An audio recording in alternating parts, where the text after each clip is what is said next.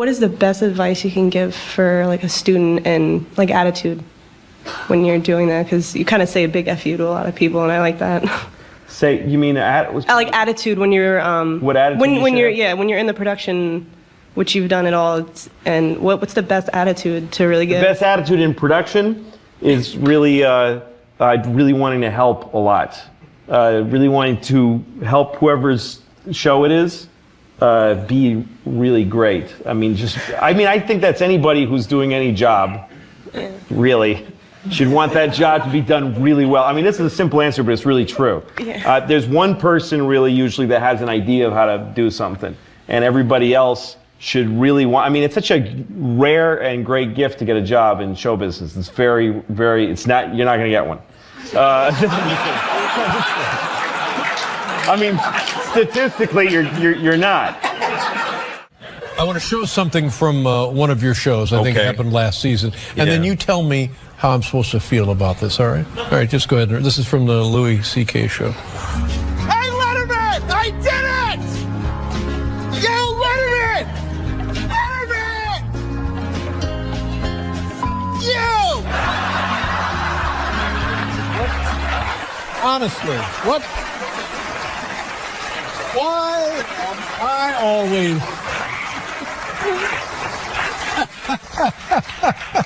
I didn't mean you. No. What's that? This guy Jimmy Letterman. Oh, Jimmy. Yeah. Jimmy. You ever have negative money? That's depressing, isn't it? You look at your bank account, negative $10. That's how much I have now. Negative 10. That means I don't even have no money now. I wish I did. I wish I didn't have anything. I wish I just had nothing, but I have less than that. I don't have none. I have not 10. I can't, I'm like, if it's free, I can't fucking afford it.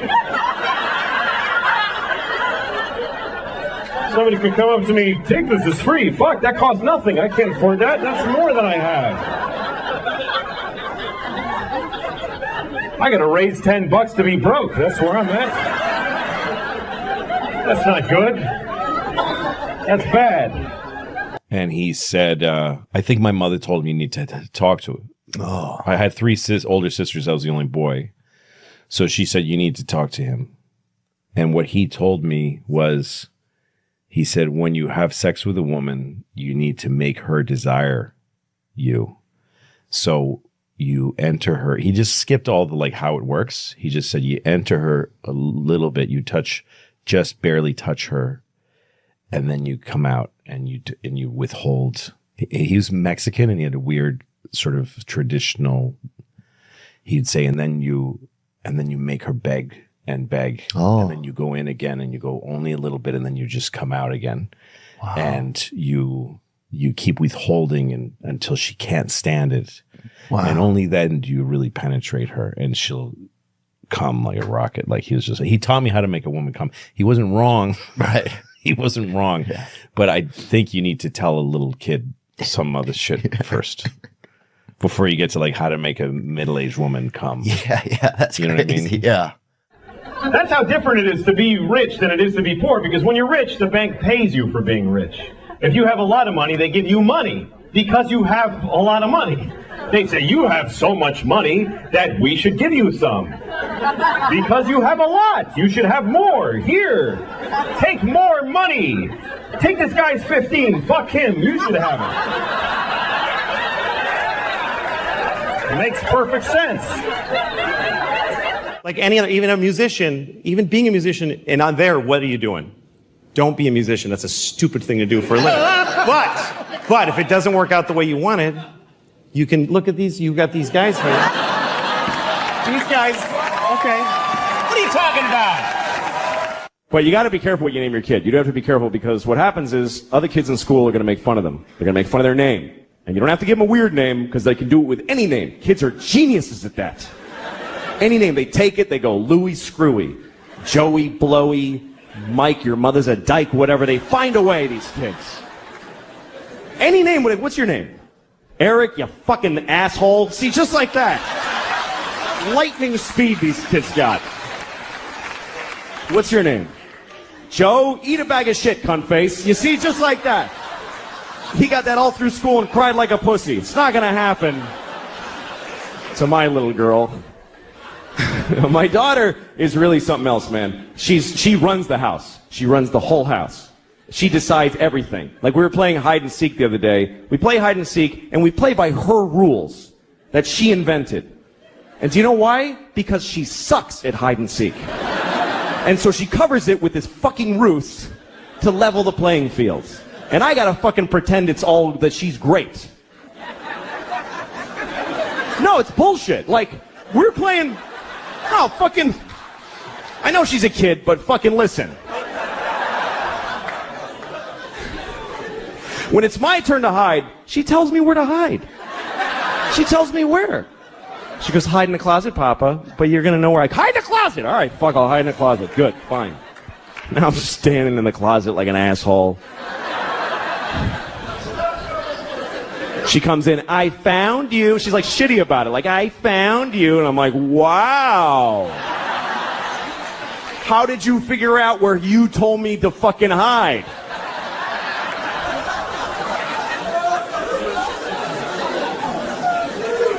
And then when she hides, this is her hiding. She goes over to a wall and does this. She goes, that's it. There's nothing here. What the fuck is this? Like, this is some ninja invisibility crouch. And I gotta act like an idiot. I can't just walk in and go, yeah, you're there. Because she'll cry and shit her pants, right? So I gotta walk around like an asshole. Where is she? I have no idea. Where could she be? I'm making eye contact. I don't see her. It's amazing to me.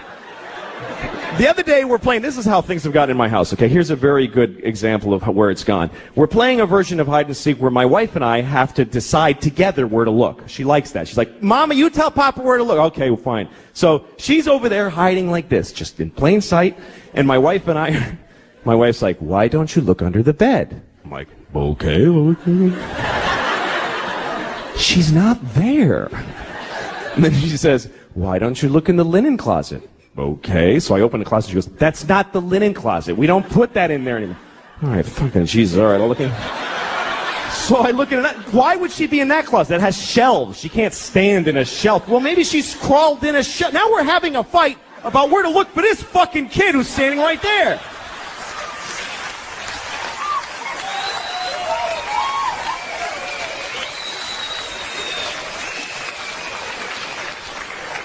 She totally runs the house. I remember Halloween last year, a couple of days before Halloween, my wife comes up to me and she's like, we have to get you a cat costume.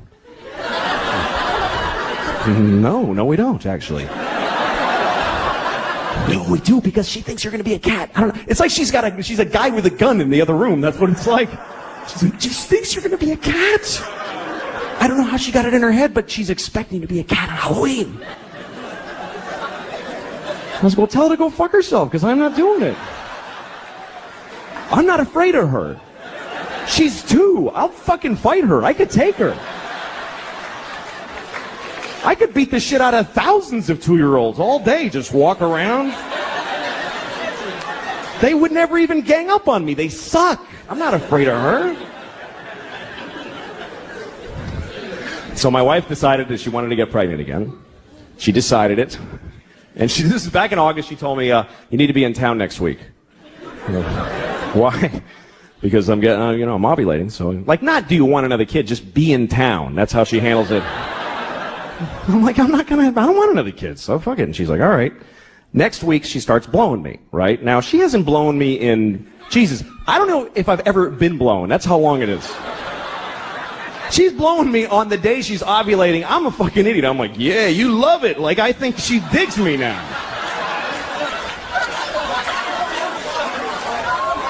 Fucking stupid. So she's having another baby any day now. She's due, and it's true. She's fucking the whole thing. And a lot of people call those people white trash. And I love that expression, white trash, because it's the only racial expression that you can use, and nobody gets offended. Nobody gives a shit. When you say white trash, nobody goes, hey, don't talk like that about them. That's not nice. Nobody defends white trash. You could be talking to the most liberal hippie in the world. You go, hey, I saw this guy, he was white trash. He'll go, ha ha, fuck that guy. White trash loser. I just feel like we may be going back to that, by the way. But in a way, good. Because when I read things like the foundations of capitalism are shattering, I'm like, maybe we need that. Maybe we need some time where we're walking around with a donkey with pots clanging on the sides. You think that would just bring us back to reality? Yeah, because everything is amazing right now and nobody's happy. Like, in my lifetime, the changes in the world have been incredible. When I was a kid, we had a rotary phone. We had a phone that you had to stand next to, and you had to dial it. Yes. You realize how primitive? You're making sparks in a phone, and you actually would hate people with zeros in their numbers because it was more like, oh, this guy's got 2 zeros. Screw that guy. Why do I want to? Yeah. And then if they called and you weren't home, the phone would just ring lonely by itself. And then if you wanted money, you had to go in the bank for when it was open for like 3 hours. You had to stand in line, write yourself a check like an idiot. And then when you ran out of money, you just go, well, I can't do any more things now. Right. I can't do any more things. That's it, yeah. That was it. And even if you had a credit card, the guy would go, ugh, and he'd bring out this whole shunk, and he'd write, he'd have to call the president to see if you had any money. And it's all true, kids. You had to call the president, yeah. It was ridiculous. Yes. Do you feel that we now, in the 21st century, we take technology for granted? Well, yeah, because now we live in an amazing, amazing world, and it's wasted on the crappiest generation of just spoiled idiots that don't care, because this is what people are like now. They got their phone, and they're like, it won't. Give it a second. It's going to space. Can you give it a second to get back from space? Is the speed of light too slow for you? Yeah. I was on an airplane, and there was internet, high-speed internet on the airplane. That's the newest thing that I know exists. And I'm sitting on the plane, and they go, open up your laptop. You can go on the internet. And it's fast, and I'm watching YouTube clips. I'm in an airplane. And then it breaks down. And they apologize. The internet's not working. The guy next to me goes, this is bull.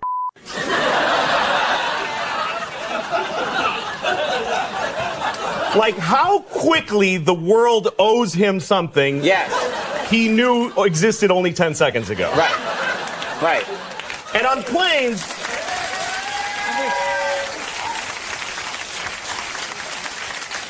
flying is the worst one, because people come back from flights and they tell you their story. And it's like a horror story. They act like their flight was like a cattle car in the 40s in Germany. That's how bad they make it sound. Right. They're like, it was the worst day of my life. First of all, we didn't board for 20 minutes. Right. And then we get on the plane, and they made us sit there on the runway for 40 minutes. We had to sit there. Oh, really? What happened next? Did you fly through the air incredibly like a bird? Did you partake in the miracle of human flight, you non-contributing zero, that you got to fly? You're flying! It's amazing. Everybody on every plane should just constantly be going, oh my God! Wow! Yes! You're flying. You're sitting in a chair in the sky. Yes. Yeah, that's right. Now, Louis, but it doesn't go back a lot, and it's not really. You know, here's the thing: people they say there's delays on flights. Yeah. Delays, really?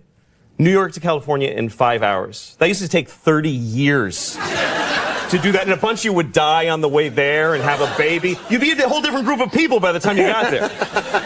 Now you watch a movie and you take a dump in your home. Yeah. Nicer way to say it than that, but No. Now, Louis, before we go, we don't have much time, but I know that you have talked about your children before in your comedy, and you've said some rough, horrible things about your kids. Yes. How are you feeling now? How about the children? Well, I blame myself more now, because I'm an older father, and I've realized I don't have crappy kids. Right. I'm a crappy dad. Oh! That's the good news. Yeah, exactly. I mean, I'm trying. Here's like I make huge mistakes. Like I was telling my daughter. My daughter was asking me these questions once, and I'm just doing stuff. And, hey, Daddy, does the world go around the sun? I'm like, yeah. She goes, does it go in a square or a circle? I'm like, it's like an oval. She says, does the Earth go around the sun all the time? I'm like, yeah. She says, will it always go around the sun? And I go, well, yeah, not always, because at some point the sun's going to explode. I said this to a 6-year-old. Yeah. I told her the sun's going to explode. She starts crying immediately, just bitter tears for the end of all humanity and life. And here's how I tried to save it. I go, honey, this isn't going to happen until you and everybody you know has been dead for a really long time. She didn't know any of those things. Now she knows all of those things. Yeah. She's going to die. Everyone she knows is going to die. They're going to be dead for a long time, and the sun's going to explode. And I'm proud of her how she took it, though. She was like, ugh. Wow. Guess I'll go play. Yeah, shake that off. Till I die. Louis C. My kids and I were having breakfast the other day, and we're listening to NPR. We always listen to NPR because we're better than you. And so we're listening to NPR at breakfast the other morning, and there's this one story where they kept using this phrase. They kept saying 9/11 deniers. They kept saying that. 9/11 deniers. And my daughter was like, what is that? And I said, well, it's a group of people that think September 11th was a conspiracy. And she said, oh, I thought they were saying 9/11 deniers.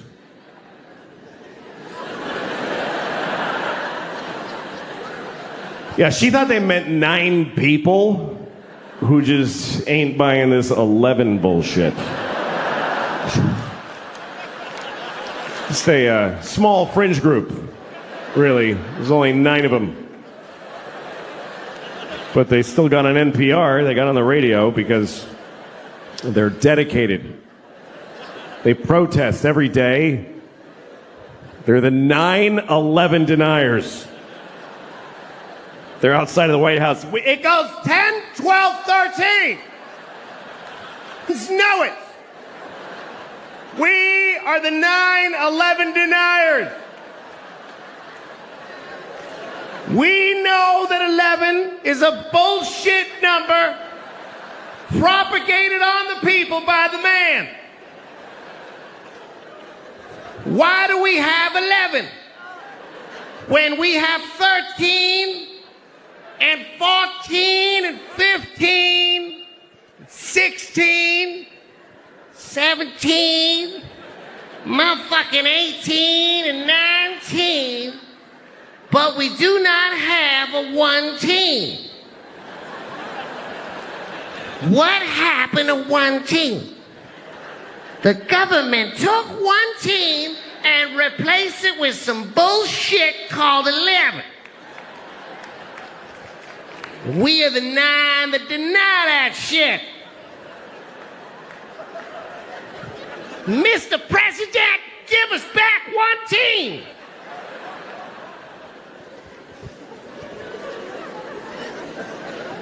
I don't mean to offend any Chinese people with the stereotype, but...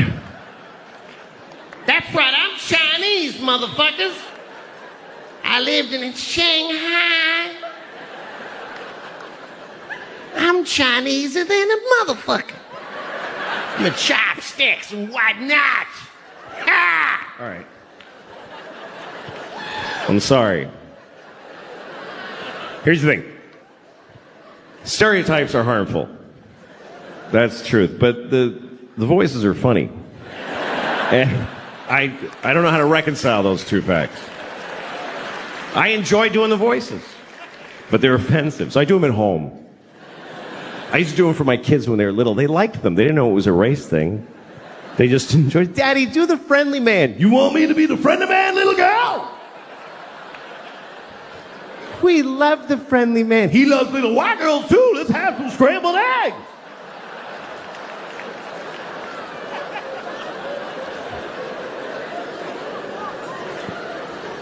And then I grew up and I was like, don't talk about the friendly man. Maybe don't talk to your teachers about them.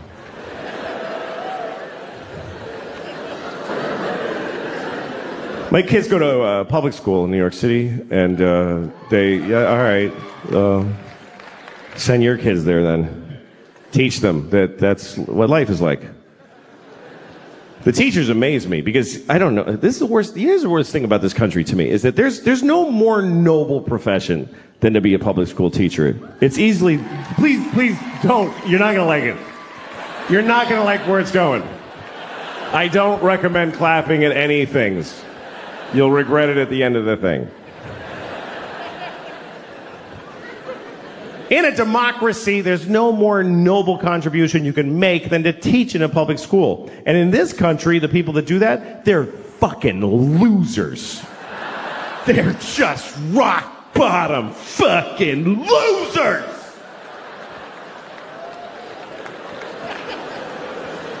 And everybody knows it, but they keep doing it. New people are teaching every day, knowing how shitty it is.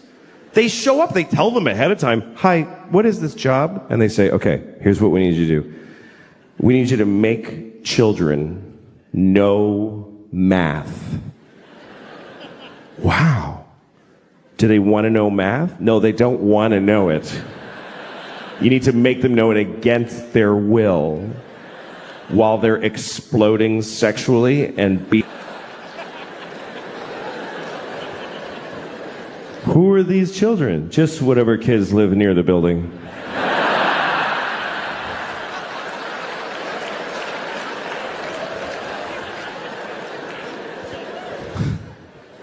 How much do I get paid? About $10 every 4 years.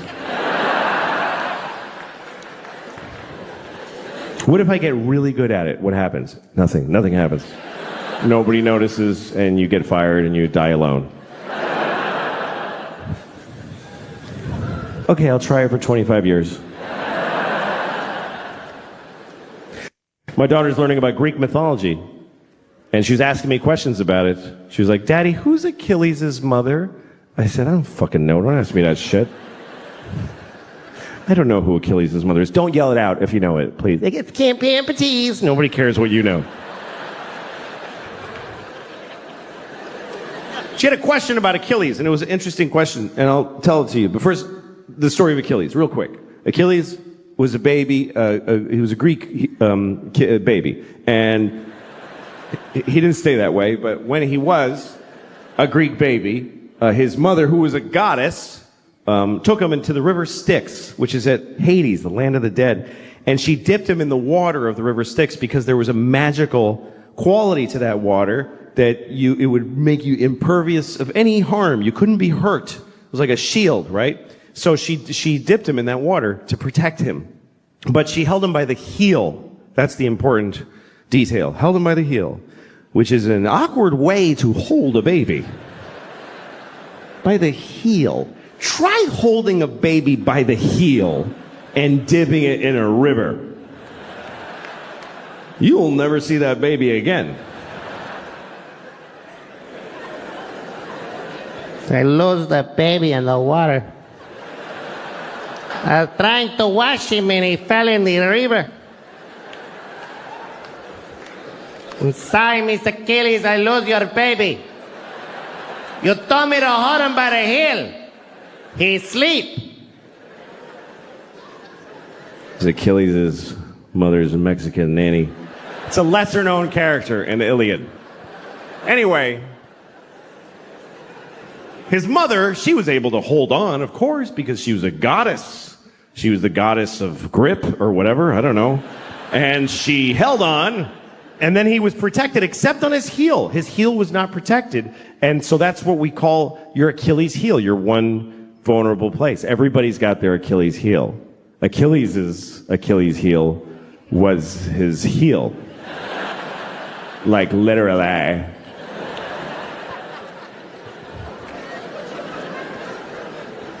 Anyway, so my daughter, here was her question. She said, how come his mother didn't just dip him again? She could have just dipped him one more time with the other leg in there. Did she just like you're like a sign that says one dip per goddess? Did you ever color an Easter egg? It's not that complicated. You dip it, and then you hold it differently and dip it again. Smart kid. I was proud of her. But at the same time, I thought, who the fuck are you to judge this woman? It bothered me. Because here's what the story of Achilles teaches me, is that if you're a parent, it's never enough what you do for these motherfuckers.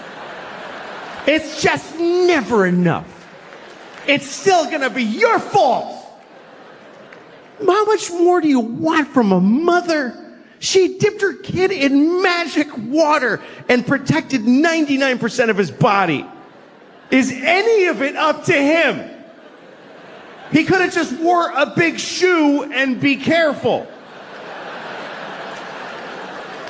But he goes out in sandals, fucking flip-flops, and a sword and fights the whole planet. I'm Achilles because my mother dipped me. Finally, somebody got him in the heel, and he's like, Mom! Thanks a lot, Mom! Get my heel. She's so stupid, she ruined it. Fuck you, Achilles, you Greek dick. My next guest is a comedian who starred in the HBO series Lucky Louie. His HBO comedy special Shameless comes out on DVD June 26th. Please welcome Louis C.K.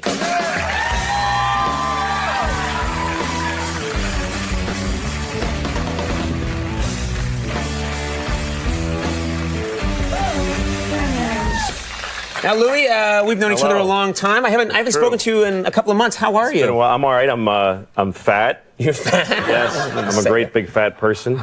No. I'm growing fatter. I just weighed myself and I'm 240. Mm-hmm. You know how doctors have like a formula for rule of thumb, how to figure what your optimum weight is? I'm pretty sure it's not your age plus 200 pounds. That could possibly be. Really I don't know. I haven't looked into it. I'm a fat dude. Yeah. Well, let's talk about something cheerful then. How was your Father's Day? Father's Day must have been? Yeah, I got to spend it with my kids, which, Yahoo.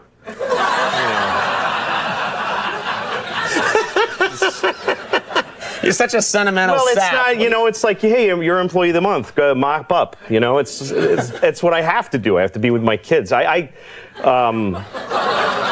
shut up. None of you have kids. I can see it by looking at you. Here's the thing. Parents never get to say that it's hard. You don't get to say that. Right. And it's the hardest thing in the world. Anything else that's hard, you get to say, this sucks. Right. But when you're a parent, first of all, it's impossible. You make huge mistakes constantly, like, oops, irreversible damage there, move on. Just huge mistakes. You don't get to sleep anymore. You don't have sex anymore. You eat standing up and fast. The entire nation depends on our success as parents. Yeah. And you don't even get to say it sucks. You have to say stuff like, I couldn't even imagine my life without my children. I can totally imagine. Really? That's actually all I ever do, is imagine my life. Really? And it's not a big fantasy. I'm not in the World Series of Poker. I'm just sitting in a chair, jerking off and eating chocolate. That's really it. That's all. Lord. Okay.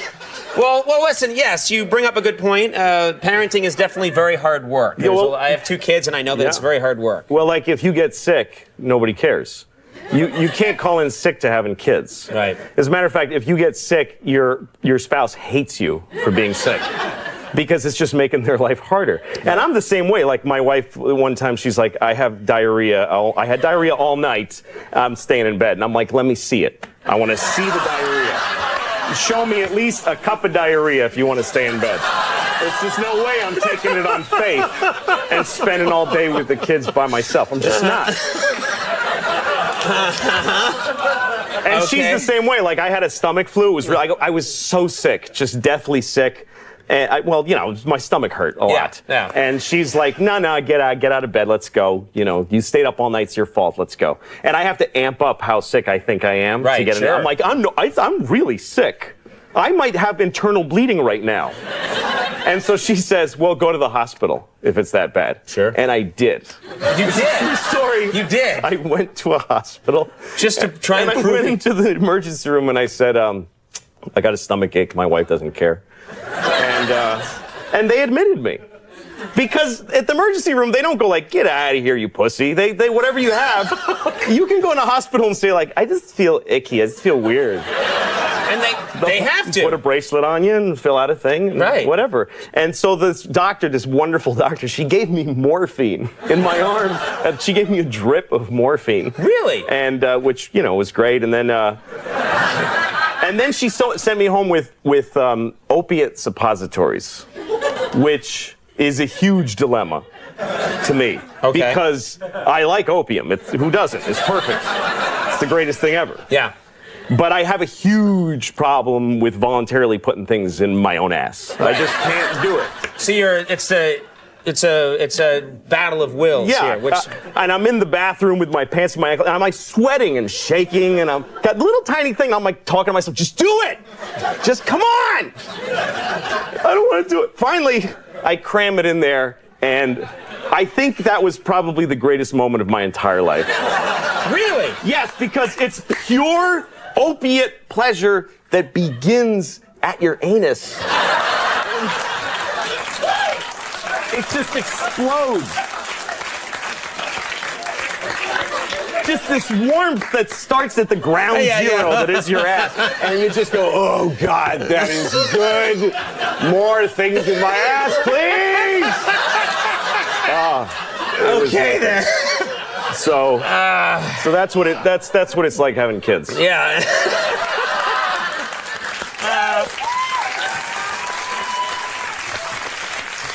Shameless comes out this Tuesday, and Louis will be appearing at Crackers Comedy Club in Indianapolis, June 22nd through the 24th. Louis C.K., thank you. We'll be right back. The Mooney Suzuki, stick around.